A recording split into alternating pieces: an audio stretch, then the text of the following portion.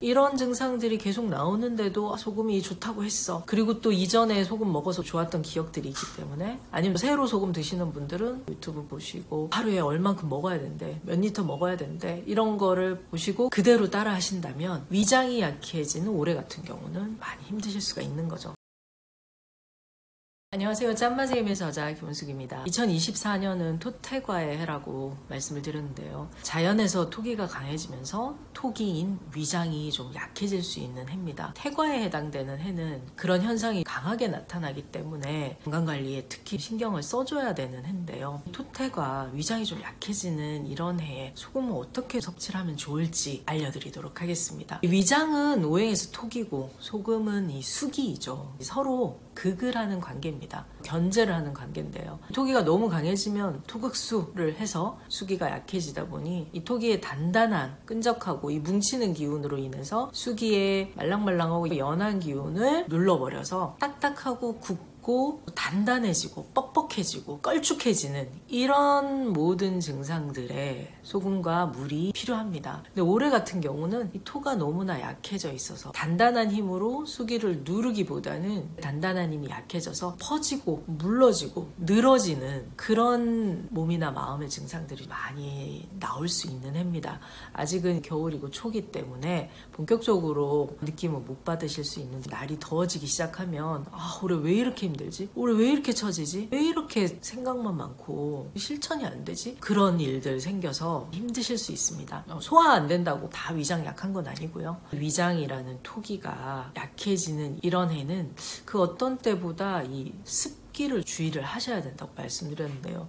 위장이 굉장히 싫어하는 게 지나친 물기와 습기입니다. 너무 많은 수분으로 가득해지면 실제 위장이 운동하기도 너무 힘들어지고 음식물의 소화액이나 이런 것들도 다 희석이 되고, 그리고 이 과한 수분으로 인해서 위장이 처지면서 결국은 이걸 데우기 위한 더 많은 에너지가 필요해집니다. 그래서 적당한 수분은 필요하지만 너무 지나친 수분이 몸 구석구석에 있을 경우 몹시 무겁고 처지게 되는 거죠. 근데 그만큼의 체온을 끌어올려 줄 수 있고 활동이 왕성하고 땀도 충분히 흘려주는 이런 경우라면 괜찮은데, 대부분 그렇지 못하기 때문에 몸이 차고 냉해서 순환이 빨리빨리 안 되는 분들이 많기 때문에 수분이 적체가 되어 있을 가능성이 큽니다. 그래서 다른 해보다 힘드실 수 있는데요. 그럼 이런 해는 어떻게 지혜롭게 소금을 먹어볼지 살펴보도록 할 텐데요. 우선 이 위장이 약했을 때 어떤 신호들이 오는지 소금하고 관련돼서 대표적으로 몇 가지 말씀드리면, 일단 얼굴에서 보면 이마 쪽에 계속 뭐가 나고 이마가 까매지거나 색깔이 어두워지는 그런 일이 생길 수 있고요. 입이 부르트거나 입이 마른다든지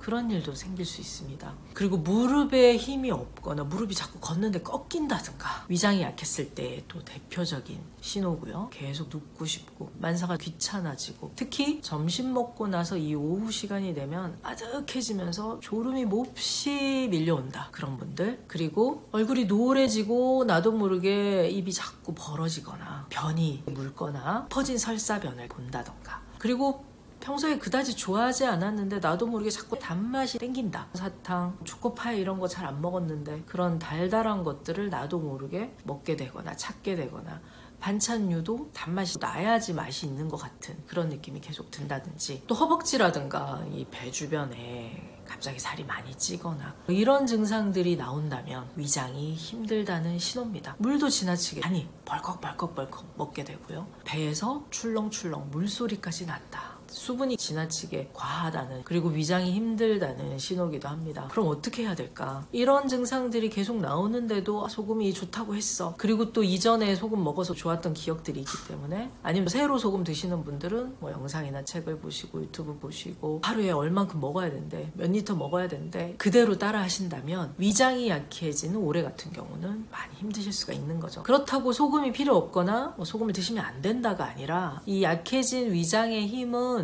다시 튼튼하게 해주면서 다른 부분들은 밸런스를 더 맞춰주는 거죠. 그래서 위장이 약했을 때는 지나친 수분을 줄여주는 게 좋죠. 그리고 위장은 달달한 맛, 단맛이 들어가서 다부지게 단단하게 만들어줘야지 편안해합니다. 너무 지나치게 단 거 많이 드셔서 혈액을 걸쭉하게 할 정도로 드시라는 게 아니라 적당한 단맛이 필요한 거죠. 나도 모르게 자꾸 단 게 땡기는 거고요. 단맛 나는 것들에는 여러 가지 질적인 차이가 있습니다. 그 중에서 가장 부작용 없이 잘 활용하실 수 있는 게 이 곡식 중에서는 노란, 기장, 찹쌀 이런 곡식들이 좋습니다. 그래서 식사하실 때 기장밥, 현미에 기장 같이 섞으셔도 되고 백미에다가 기장을 섞으셔도 되고 드시는 곡식들의 기장의 비율을 좀 많이 넣어서 기장쌀 활용하시면 좋습니다. 찰밥 좋아하시면 찹쌀 넣으셔도 좋고요. 이 기장밥과 함께 짭짤한 김구이나 조선간장 같은 걸 비벼서 드신다든지 김에 싸서 짭짤한 반찬류들하고 함께 드시거나 그렇게 하면 위장이 훨씬 편안하고요. 곡식 중에선 기장 찹쌀 잘 활용하시면 좋다. 위장이 편안해한다. 시금치나 미나리 같이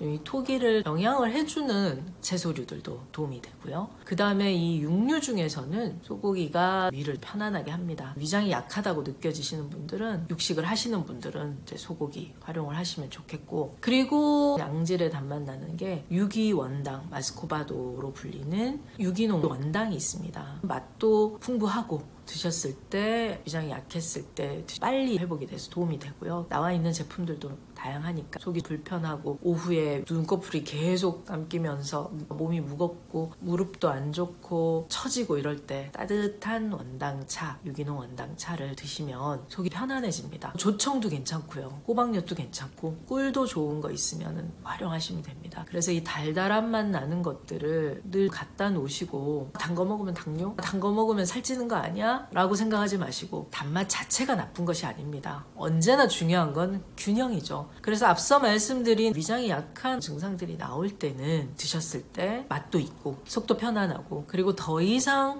단맛 나는 것들에 대한 유혹이 없어집니다. 안 그러면 계속 단맛 나는 군것질거리가 생각난다든지 그래서 오히려 더 과식을 하게 됩니다. 근데 차라리 양질의 단맛 나는 것으로 질적으로 괜찮은 거 잘 드시게 되면 더 이상 단맛에 대한 미련이 없는 거죠. 위장은 위장대로 편안하고 그리고 백설기나 찰떡같이 이 떡 종류들 중에서도 활용하실 수 있는 게 있습니다. 그런 것들 많은 양 드실 필요가 없고요. 갖다 놓고 조금씩 드시면 좋습니다. 이런 것들로 잘 영양을 하시고 위장의 경락이 이렇게 우리 안면을 지나가는 거죠. 쭉 그러다 보니까 무릎이라든지 허벅지나 가슴, 얼굴 지나가다 보니까 무릎 운동, 걷기, 윗몸 일으키기, 앉았다 일어났다 이런 무릎 운동 틈 날 때마다 해주시고 계단 오르기 이런 것들을 수시로 해주시면서 위장 경락을 깨워주시는 거죠. 그리고 또 하나 위장은 이 수분을 습기를 싫어하고 찬 거 싫어한다 그랬잖아요. 그래서 찬 거 올해는 다른 해보다 더 얼죽아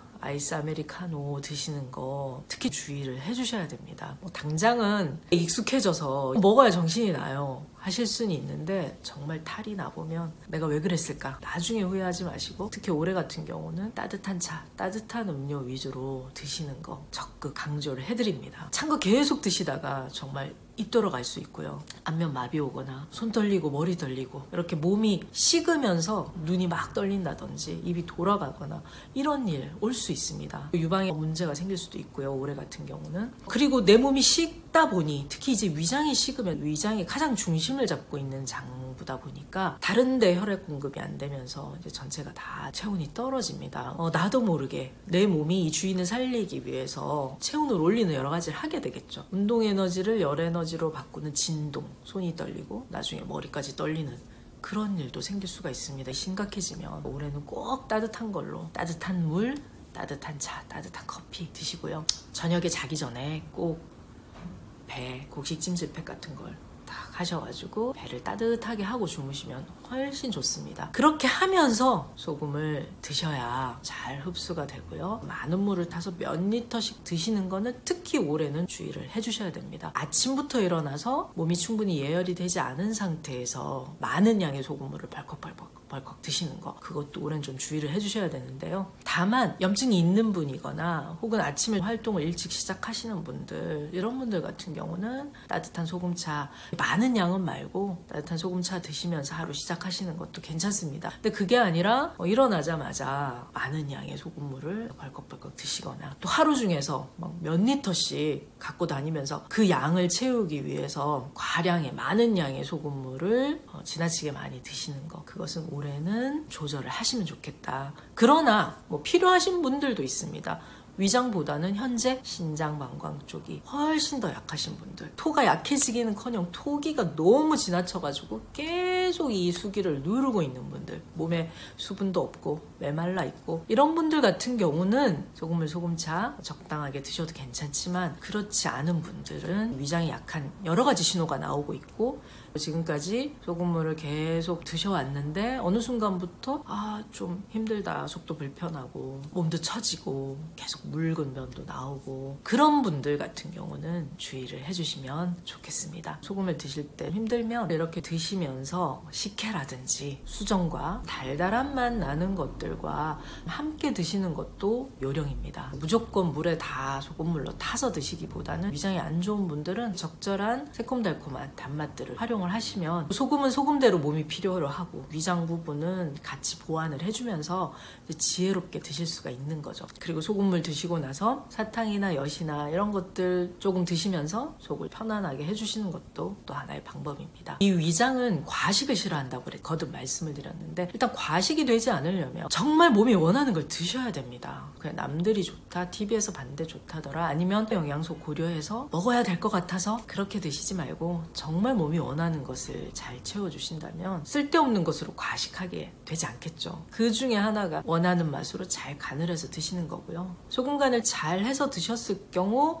지나친 과식을 막을 수가 있습니다. 그런데 간이 안 된 것들로 드시다 보면 먹었는데 채워지지 않아서 과식을 하게 되고 폭식을 하게 되는 거죠. 그래서 일단은 간을 잘 해서 드셔야 또 위장이 편안해질 수 있기 때문에 간을 잘해서 드시는 거는 잊지 말고요. 그리고 이미 위장이 많이 늘어나 있는 분들, 많이 드시고 숟가락 창 놓기 힘든 분들, 이런 분들이 사실 진짜 위장에 힘이 빠져있는 분들이기 때문에 이런 분들한테는 특히 잡곡밥 꼭 추천드리고, 이 곡식으로 기본이 채워지면 다른 것들로 영양을 채울 필요가 없기 때문에 속이 훨씬 편안해집니다. 그래서 그 부분도 활용을 하시면 도움이 많이 되실 수 있습니다. 지금까지 토태가 혹은 위장이 약한 분들 소금 어떻게 드실지 주의하실 점 말씀을 드렸습니다. 지금까지 짠맛의 힘의 저자 김은숙이었고요. 다음 시간에 더 좋은 내용으로 찾아뵙도록 하겠습니다. 고맙습니다.